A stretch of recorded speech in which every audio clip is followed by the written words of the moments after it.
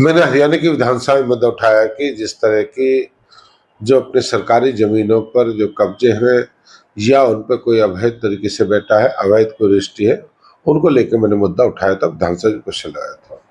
और मेरा विषय ये था कि जो डीएवी स्कूल के साथ 1 एकड़ जमीन खाली पड़ी है, उसका स्टेटस क्या है। और उनका ये था कि बीएसएल को ये जमीन दी थी लीज पे अपने एमशिप ने, और आज तक बीएसएल वहाँ कोई काम तो कर नहीं पाया, ना वो काम हुआ उसके। और जब जानकारी मिली कि बीएसएल के नाम से किसी व्यक्ति ने फर्जी रजिस्ट्री करा दी, और फर्जी रजिस्ट्री जब तक एमसीएफ से एनओसी नहीं होगी आप किसी को बेच नहीं सकते, लीज पे नहीं दे सकते। तो इसकी जानकारी के बाद मिली कि उसके खिलाफ पर्चा दर्ज हुआ है, और बीएसएल का वो भी फर्जी आदमी है, जिन आदमियों ने फर्जी का उनके खिलाफ मुकदमा दर्ज, उनके खिलाफ इंक्वायरी चालू है, और जो भी लोग दोषी हैं इसमें शामिल हैं उनके खिलाफ कार्रवाई होगी। मंत्री जी, करोड़ों रुपए की जमीन है और नगर निगम से प्रॉपर्टी आईडी भी इसकी बनी, रजिस्ट्री भी हुई। जो इसमें अधिकारी थे जिन्होंने रजिस्ट्री की, जिन्होंने प्रॉपर्टी आईडी बनाई, क्या उन पे भी कोई कार्रवाई हुई? मेरा विषय कहना है कि बैंक में भी फ्रॉड होता है और कई बार घर में प्लॉट ऑफ फ्रॉड होता है। जो भी लोग इसमें जिस तरह के, जिसने पेपर बना के तैयार किए, जिसने पेपर बनाई, मेन आदमी विषय वो जिसने पेपर बना के तैयार करे और पेपर बना के इस मुकाम तक पहुंचा। जो लोग शामिल हैं और जिनने पेपर पुटअप करे हैं, शुरुआत पेपर से, पेपर कहाँ से फ्रॉड बनते हुए किस तरह का, ऐसे लोगों के खिलाफ कार्रवाई होगी। जो भी लोग दोषी हैं उनके खिलाफ कार्रवाई होगी। आने वाले समय सारी बारी पता लगा। मंत्री जी, अगर बल्लभगढ़ विधानसभा की अगर बात की जाए तो जो लोग ये मंशा रखते हैं कि जमीन पर कब्जा करने, चाहे सरकारी हो चाहे किसी की, उन लोगों को किस तरीके का संदेश देना चाहेंगे? मैंने बार बार 2014 के बाद संदेश दिया है कि सरकारी जमीन पर कोई व्यक्ति कब्जा ना करे, और सरकारी जमीन आम व्यक्ति के लिए है, आम आने वाली पीढ़ी के लिए है। रास्ता कहीं सामुदायिक भवन बनेंगे, स्कूल बनेंगे, कॉलेज बनेंगे, या कोई पीएससी बनेगी, सीएससी बनेगी, कि लोगों के लिए जन सुविधा के लिए केंद्र बनेंगे।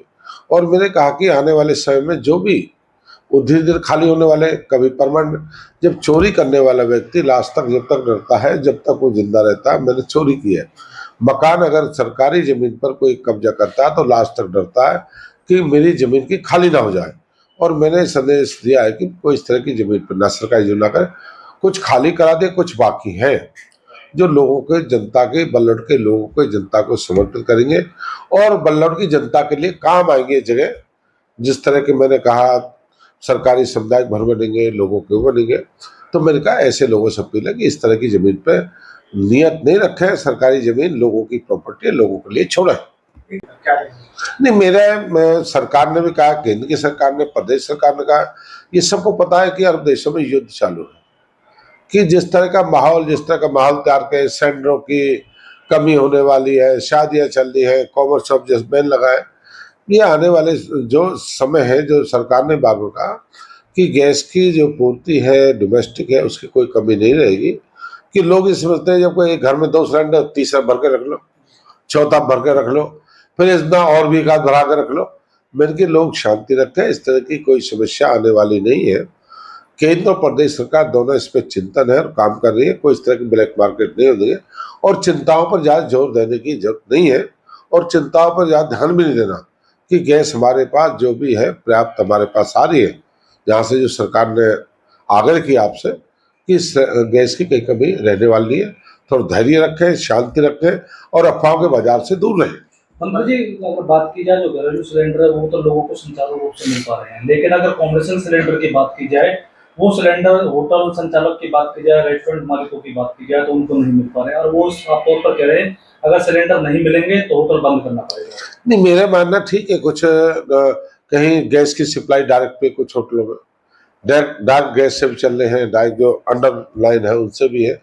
कहीं गैस की कॉमर्शियल की समस्या रहेगी, धीरे धीरे समय लगता है कोई चीज़, उसके लिए रास्ता सरकार निकाल रही है, भाई कोई ना कोई रास्ता जल्दी निकाले। वहाँ भी लोगों का काम है, होटल है, ये भी छोटी इंडस्ट्रीज है, कोई इंडस्ट्री में कटाई करता है, वेल्डिंग करता है, एक्सराई करता है, इसके लिए भी जल्दी रास्ता निकालेंगे जो लोगों के लिए लाभ मिलेगा। इंतजार रखें। और इस तरह के, और मैं मानता हूँ कि 70% आज भी रेस्टोरेंट ऐसे हैं जिनकी गैस लाइन आज भी बिछी हुई है, जिन पर गैस से अंडरग्राउंड रास्ते काम चल रहा है। ब्लैक में बेचने वाले सिलेंडर खरीदे आजकल, उसको किस तरह से निपटा जाएगा, क्या? देखो, ना तो ब्लैक में अपने नंबर जारी करे हैं, अपने सरकार ने नंबर करे हैं, अपने सभी डीसी एसपी ने करे हैं और उपभोक्ता एक नंबर भी करा है। ना कोई ब्लैक मार्केट होने देंगे, ना करने देंगे। सरकार पूरी तरह इस पे दृष्टि बनाए हुए है, कोई इस तरह की कोई काला बाजारी नहीं होने देगा, ना होगी ना लोग करेंगे। लोग भी समझते हैं कि इस बुरे वक्त में इस तरह कार्य नहीं करना चाहिए। विपक्ष लगातार मुद्दा उठा रही है, प्रदर्शन कर रहे हैं। विपक्ष को काम नहीं, उनकी दुकान बंद हुई पड़ी है, पहले ही दुकान बंद थी। इसके नाम से राजनीति ना करें, लोगों के हित में मुद्दे उठाएं, ये कोई मुद्दा नहीं है। जहाँ आपदा इस तरह के हालात पैदा हो उस पर राजनीति नहीं करनी चाहिए। कि गैस है, अरब देशों में युद्ध चला हुआ है, शांति रखें, धैर्य रखें। विपक्ष से मेरी विनती है कि वो लोगों के हित में जन जागरण रखें, इस तरह का मुद्दा ना बना कि लोगों को जानकारी है अभी गैस में सिलेंडर है। मंत्री जी, कॉमर्शियल सिलेंडर नहीं मिलने की वजह से जो होटल संचालक और जो व्यापारी हैं वो अब लकड़ी और कोयला की तरफ आकर्षित हो रहे हैं। अब डिमांड उसकी लगातार बढ़ती जा रही है। जब तक पूर्ति पूरी हो पाएगी अगर सिलेंडर जब तक कॉमर्शियल नहीं मिल पाते हैं तो? नहीं, रास्ता निकालेंगे उसके लिए भी। जो भी कॉमर्शियल की बात है, अपने दुकानदारों की बात है, मैं फैक्ट्री की बात करूँ ना, कॉमर्शियल वहाँ भी तो लगते हैं। कोई एक रेस्टोरेंट पे थोड़े लगते हैं, फैक्ट्री वाले को भी लगते हैं। वेल्डिंग सेट है, काम करें, फैक्ट्रियों में वेल्डिंग काम है कि सबके लिए सामूहिक रास्ता निकालें। कोई जल्दी सरकार रास्ता निकाले कि लोगों का काम भी बंद रहो और लोगों को रहो। और रेस्टोरेंटों को ऐसी बात नहीं, रेस्टोरेंट कमी रहेगी, रेस्टोरेंट कोई कमी नहीं रहने देंगे, ये भरोसा रखें।